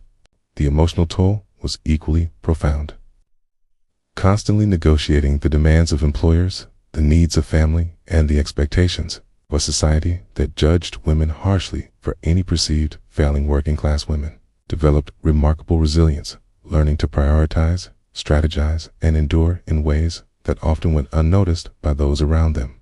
They became adept multitaskers, navigating the overlapping spheres of labor and domesticity. Their identities shaped as much by necessity and survival as by any personal ambition or desire. Yet, within this struggle, small acts of agency emerged. A girl negotiating slightly longer breaks at the mill, a mother saving a few coins to buy her children books or better clothing, a woman quietly teaching younger siblings to read in stolen moments. In these double lives, we glimpse both the systemic inequities of the era and the extraordinary capacity of women to endure and adapt, balancing competing demands with grace, intelligence, and perseverance, all while shaping the hidden backbone of Victorian society. Their stories reveal not only the burdens imposed upon them, but also the strength, resourcefulness, and quiet heroism that allowed families and communities to survive under conditions that were often unforgiving, unrelenting, and deeply unequal. Even for those women born into wealth and privilege, whose days were not dictated by the relentless demands of manual labor or the grinding pace of industrial work. Life in Victorian society was far from truly free, as the gilded walls that surrounded them were not protective sanctuaries, but carefully constructed cages, designed to preserve appearances, uphold social hierarchies, and ensure that a woman's value was measured by her compliance, charm, adherence to convention, rather than her intellect, desires, or autonomy. Their mornings might begin with leisurely baths, servants preparing delicate breakfasts, and hours of music practice or embroidery. Yet these moments of apparent ease were framed by an unyielding schedule of social expectations, visits to relatives or neighbors, formal calls, piano recitals, lessons in French or etiquette, and an almost endless succession of events where every gesture, word, and expression would be observed and judged, shaping reputations that could rise or fall on the smallest misstep. Within these routines, wealthy women were trained to embody perfection, not merely in appearance, but in demeanor, cultivating the serene composure, delicate sensibilities, and self-effacing grace that Victorian culture demanded. Their wardrobe alone was a symbol of constraint. Layers of heavy fabric, corsets laced tightly to sculpt the body into an idealized silhouette, gloves, hats, and parasols carefully arranged to signal propriety and elegance, all while restricting movement and comfort, a constant reminder that beauty and decorum often came at the expense of personal freedom. Even the wealthiest women could not act entirely on their own initiative. Their decisions, whom to socialize with, how to spend time, and ultimately whom to marry were guided and often dictated by family interests, social alliances, and the overarching need to maintain status and respectability. In essence, their lives were a performance, a careful choreography in which autonomy was sacrificed to the demands of social visibility, and the maintenance of the family's reputation. Despite the privileges wealth afforded, including access to education, literature, and cultural refinement, their intellectual and emotional lives were similarly constrained. A clever remark, a bold opinion, or an expression of ambition could be considered unbecoming, even threatening, to the delicate equilibrium of a household or social circle. Personal desires were frequently subordinated to duty. Marriage was expected, curiosity curtailed, and ambitions that exceeded the domestic sphere subtly suppressed, all under the guise of moral guidance, propriety, and the cultivation of feminine virtues. Even leisure was structured. Games, reading, music, and travel were not freely chosen for pleasure, but orchestrated to enhance social standing, provide conversation material, or develop accomplishments that would make a woman more marriageable. In this way, wealth did not grant freedom, but exchanged one set of constraints for another, trading physical toil for social vigilance, autonomy for decorum, and spontaneity for the rigid rhythms of expectation, leaving women, regardless of class, trapped in a society that prized appearance, reputation, and obedience over genuine agency, self-expression, and personal fulfillment. Even amid the luxury and comfort of their privileged lives, these women experienced a subtle, constant reminder that their identity and choices were never entirely their own, a reflection of a culture that equated social refinement with control and measured a woman's worth by her ability to conform rather than her ability to choose. For many upper-class women whose lives were tightly scripted by social expectations and whose personal ambitions were often stifled by the rigid norms of Victorian propriety, charitable work emerged as a rare and socially sanctioned avenue to extend their influence beyond the domestic sphere, allowing them to engage with the wider world under the carefully constructed guise of benevolence and moral duty. This work ranging from organizing soup kitchens, visiting the sick, establishing schools for poor children, or overseeing clothing drives provided a sanctioned outlet for energy, intellect, and compassion, offering a sense of purpose that transcended the gilded limitations of drawing room life, while still adhering to the societal ideal that women were naturally nurturing, selfless, and devoted to the welfare of others.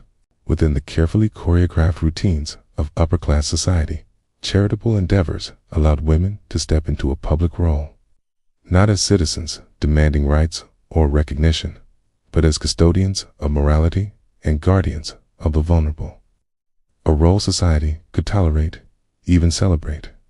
They would meticulously plan events, coordinate with clergy or local officials, and ensure that every activity reflected both their competence and their family's prestige, all while wearing the appropriate attire, maintaining decorum and preserving the delicate balance between visibility and propriety. A visit to a hospital ward, a lecture on hygiene for poor children, or a fundraising tea for a local orphanage was not merely an act of kindness. It was a performance of social responsibility, a tangible demonstration that a woman could contribute meaningfully to society without overstepping the invisible boundaries of her prescribed role. Through these charitable efforts, women found subtle forms of agency. They honed organizational skills, negotiated with influential figures, and learned to manage resources and people, all while cultivating networks of like-minded women who shared a vision of improving the lives of those less fortunate. In some cases, these networks became incubators for broader social reform, fostering awareness of systemic issues such as poverty, public health, and education, and quietly planting the seeds for later advocacy that would challenge the very limitations these women had once navigated with such careful diplomacy. Yet, even in this sphere of semi-public activity, their autonomy was never complete. Every initiative had to be framed within the bounds of respectability, every ambition tempered with humility, every success quietly deflected toward family honor or divine purpose rather than personal glory. Still, for those women accustomed to the rigid expectations of wealth, charity offered a rare, empowering paradox. It allowed them to act with initiative, to see the tangible effects of their decisions, and to engage with society beyond the domestic sphere, all while maintaining the appearance of obedience and propriety demanded by their class. In these small but meaningful ways, charitable work became more than a moral exercise. It was a foothold, a space in which women could practice leadership, strategy, and empathy, quietly stretching the boundaries of what society allowed while demonstrating that influence and action need not always require defiance, but could emerge through careful navigation of the roles they were expected to perform. Even within the relative comfort of a well-appointed home, Victorian women faced a daily reality shadowed by the fragility of their own bodies, as medical care for females was woefully inadequate, riddled with misconceptions, and often guided more by social propriety than by scientific understanding. Doctors and midwives alike were constrained by limited knowledge of anatomy, affection, and hygiene, and treatments frequently caused more harm than good, relying on outdated remedies, harsh purgatives, or rigid theories of female delicacy that blamed women for their ailments rather than addressing root causes. Routine illnesses, which today might warrant a simple prescription or rest, could escalate into serious complications, leaving women weak, bedridden, or, in the most tragic cases, dead, with their suffering largely invisible to a society that expected stoicism, silence, and graceful endurance. Childbirth, often celebrated as a pinnacle of feminine duty and a mark of a woman's social worth, was one of the most perilous events in a woman's life, a delicate balance between hope and danger that demanded courage few could imagine. Without access to antibiotics, sterile techniques, or comprehensive prenatal care, women faced the constant specter of infection, hemorrhage, or complications that could leave lasting physical damage. Yet these risks were normalized, whispered about in hushed tones, or cloaked in euphemism, reinforcing the expectation that women endure suffering quietly as part of their natural role. Mothers labored not only under physical pain, but also under the immense social pressure to produce healthy heirs, to maintain decorum during crisis, and to manage household affairs, even as their strength ebbed, while male doctors, often unfamiliar with female anatomy or dismissive of women's descriptions of pain, catered care in ways that reinforced dependence and vulnerability rather than empowerment. Even as seemingly small aspects of daily health, diet, exercise, and rest were tightly controlled and shaped by social norms rather than medical evidence. Women were encouraged to eat lightly, to preserve the delicate, fragile appearance considered desirable, often resulting in malnutrition or weakness. Corsets and heavy clothing restricted breathing and circulation, exacerbating fatigue and organ strain. K. And emotional stress, driven by unrelenting expectations to marry. K. Maintain propriety and care for family could manifest as physical illness, further complicating health outcomes. In wealthier households, female relatives or governesses might offer guidance, yet the advice was often shaped more by tradition and propriety than science, leaving women to navigate a landscape of contradictory recommendations and societal pressure. The cumulative effect of these medical limitations and the constant risks associated with childbirth and daily life created an environment in which women's physical and mental well-being was perpetually at risk. Their autonomy constrained not only by social expectation, but also by the fragility of their own health. Their endurance, resilience, and courage in the face of such vulnerabilities were remarkable, revealing both the profound human cost of ignorance, K, and the quiet heroism of generations of women who carried families, communities, and societal expectations on shoulders. Often weakened by circumstance, but strengthened by determination. Throughout Victorian England, the law was not an impartial guardian of justice, but a mirror reflecting and reinforcing the deep-seated belief that women existed primarily as dependents of men, their legal identities inseparable from those of their fathers or husbands, leaving them with little autonomy or recourse in a society that prized male authority above all else.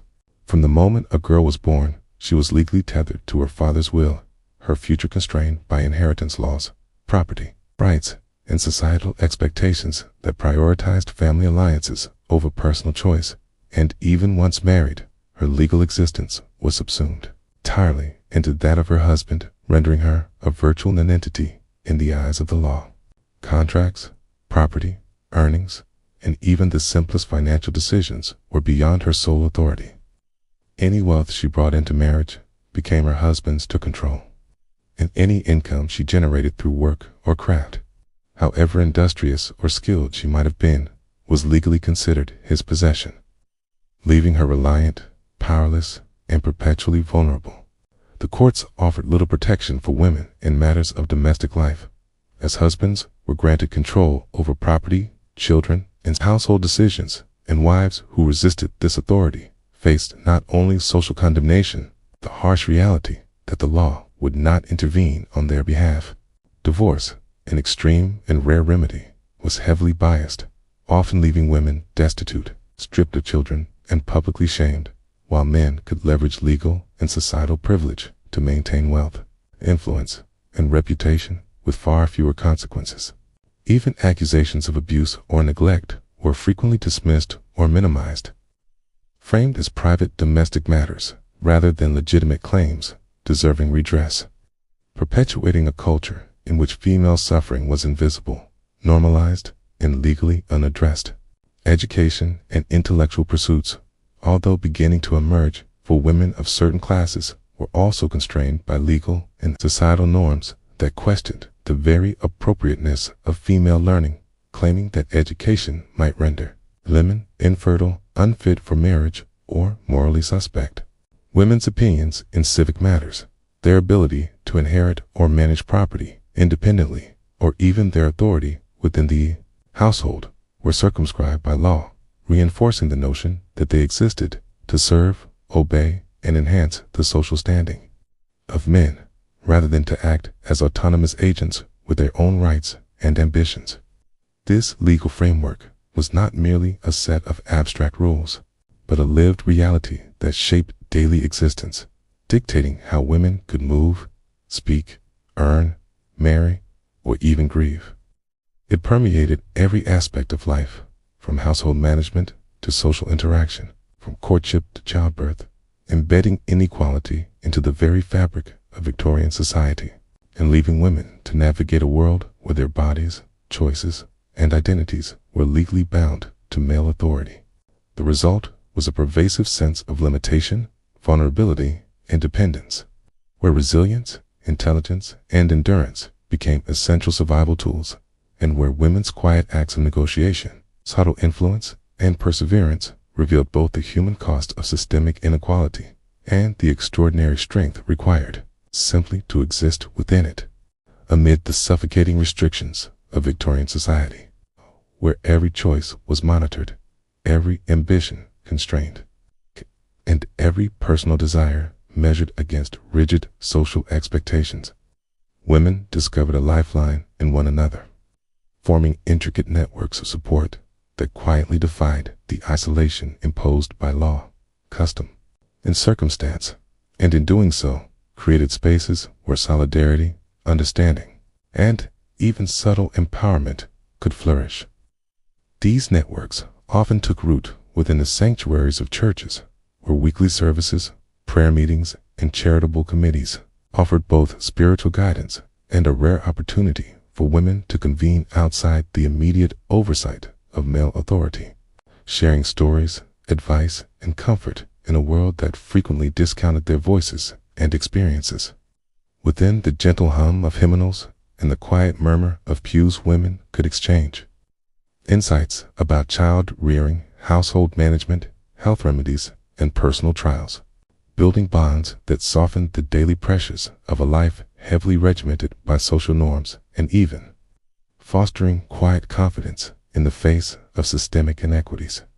Charitable organizations offered another arena for these connections, where women of different social strata sometimes collaborated on projects ranging from organizing soup kitchens and sewing circles to supporting hospitals and schools for the poor, blending altruism with opportunity, and in the process, weaving networks that transcended mere social expectation to become a subtle platform for leadership, planning, and influence. Here, women could exercise decision-making skills, mentor younger members, and witness firsthand the impact of coordinated action, all within a socially acceptable framework that framed their engagement as moral duty rather than personal ambition. Even within these constraints, friendships deepened, alliances formed, teams and lessons in negotiation, advocacy, and organization were learned, allowing women to cultivate competencies that society rarely recognized as legitimate or necessary, yet which quietly laid the groundwork for broader social change in the decades to come. Literary circles, salons, and informal gatherings provided yet another refuge, where women who were educated or curious could immerse themselves in books, debate ideas, and explore intellectual pursuits otherwise deemed inappropriate or unnecessary for their gender. Within these circles, ideas circulated, encouragement flourished, and the seeds of reform, whether in education, suffrage, or artistic expression, found fertile ground, nourished by shared understanding and mutual encouragement. Letters, private readings, and small discussions enabled women to articulate perspectives, challenge prevailing norms, and imagine alternative futures, all while cloaked in the respectability required to avoid social censure. The bonds forged in these spaces were often lifelong, and they served as crucial lifelines when public life offered so little independence, recognition, or protection. In this way, Victorian women transformed the limitations imposed upon them into opportunities for connection, mentorship, and subtle empowerment. Within churches, charities, and literary circles, they discovered resilience, cultivated wisdom, and nurtured one another, proving that even in a society designed to suppress female autonomy, solidarity could provide strength, foster hope, and quietly challenge the structures that sought to keep them confined. These networks were both a refuge and a foundation, a testament to the resourcefulness and courage of women who, despite systemic constraints, refused to face the world entirely alone. The gulf between social classes in Victorian England was not merely a matter of income or property. It was a defining feature of daily life that shaped every experience of womanhood, drawing a stark line between the sheltered existence of upper-class women and the relentless toil endured by those from poorer families, a divide so extreme that it often felt as if two entirely separate worlds were coexisting within the same city streets and country lanes. In the grand townhouses and sprawling country estates of the wealthy women moved through lives buffered by privilege, their days carefully orchestrated around leisure, refinement, and socially acceptable pursuits cocooned from the harsh realities of labor, sickness, and financial insecurity, while servants, nannies, and governesses carried the weight of household management, allowing their mistresses to inhabit a realm of relative comfort and aesthetic cultivation, insulated from the unvarnished struggles faced by the majority of women. Meanwhile, poor women navigated a daily existence defined by ceaseless work, their bodies and minds pressed into service from dawn until long after dusk, whether in factories choking with smoke and dust, in crowded laundries where boiling water and harsh soaps tore at skin and nails, or in domestic service where the relentless demands of employers left little room for rest, privacy, or personal agency. Young girls, sometimes barely 10 or 12, were already apprenticed to labor, their small hands deftly maneuvering heavy tools or delicate garments under constant supervision. The threat of punishment or dismissal ever present, and the wages earned meager, barely enough to keep families from starvation.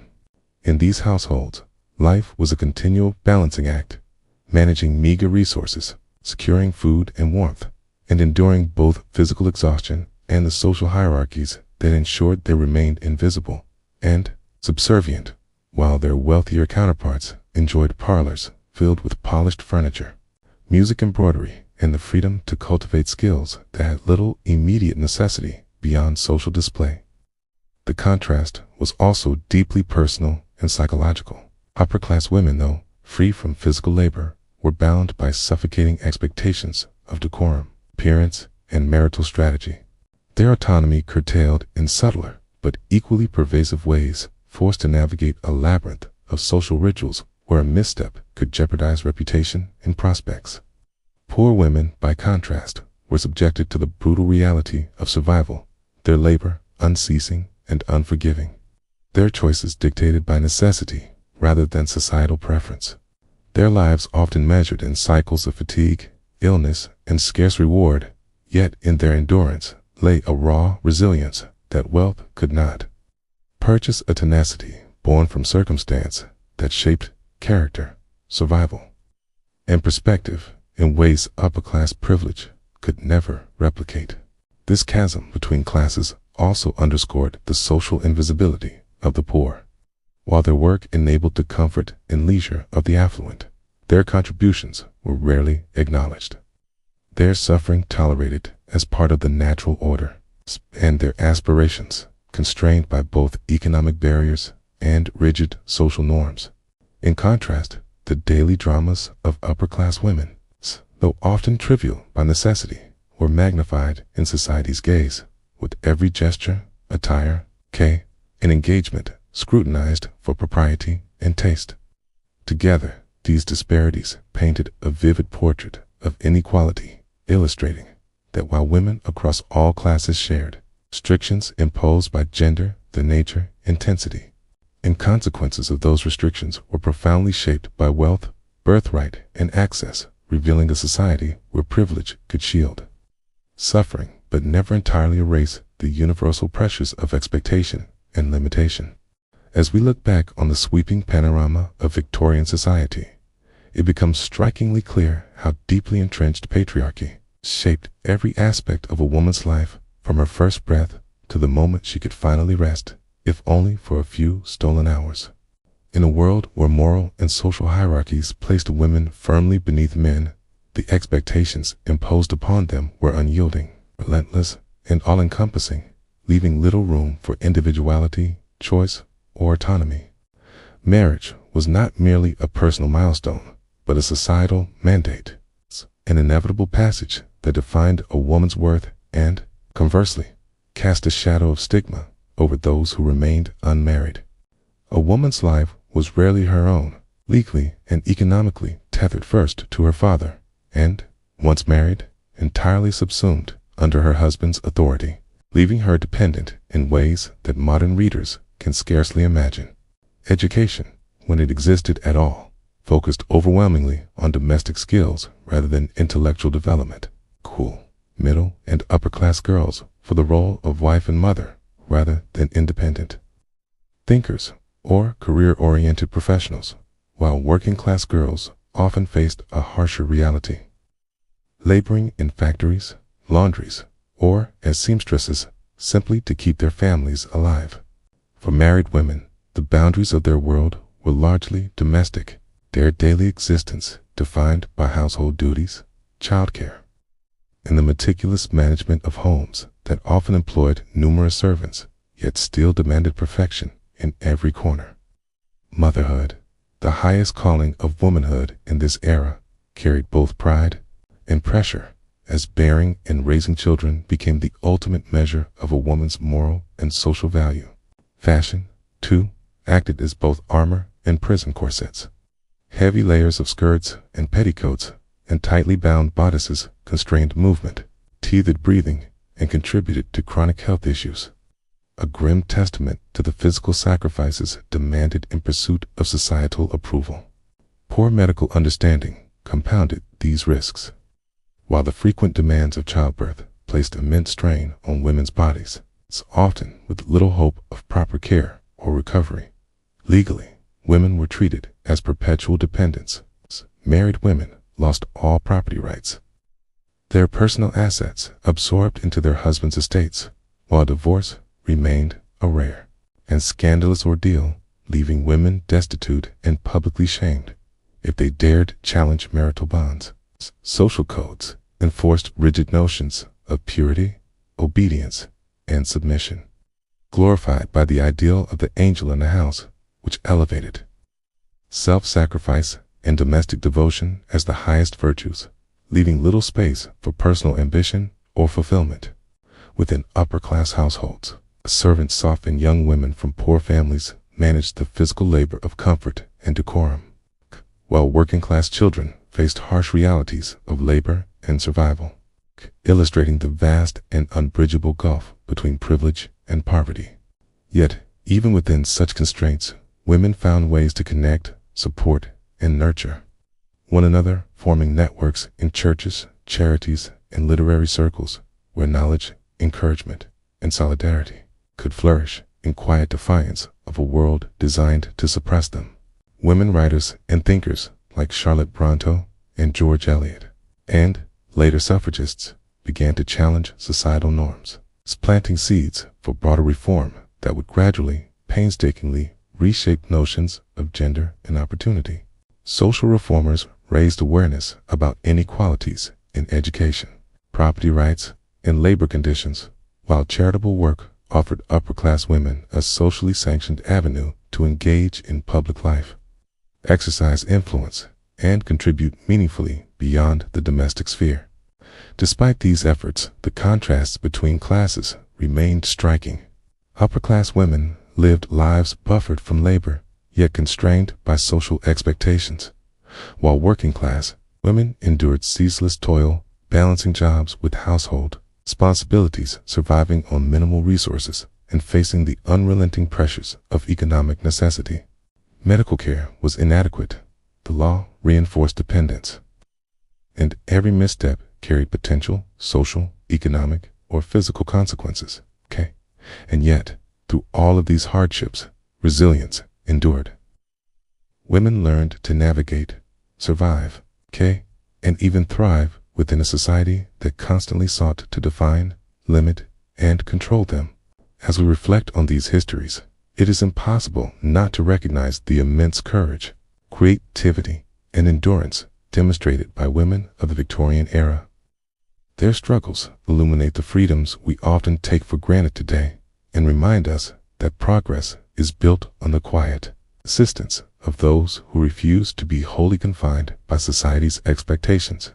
Theirs was a world of restrictions, expectations, and inequality, yet also of solidarity, ingenuity, and a slow but steady emergence of change, showing that even under immense pressure, the human spirit can find ways to connect, resist, and assert dignity. So, as we close this chapter on the lives of Victorian women, let us carry forward both their stories and their lessons, honoring the paths they forged and the resilience they embodied, understanding that the liberties we enjoy today were once the dream and the struggle of countless women who endured far more than we can imagine. May this reflection inspire gratitude, awareness, okay, and a deeper appreciation for the freedom and opportunities that exist now, okay, even as we continue to strive for equality in our own time. Good night, and may your dreams be peaceful and restorative, as you rest with the knowledge of the courage, strength, and perseverance of the women who came before us.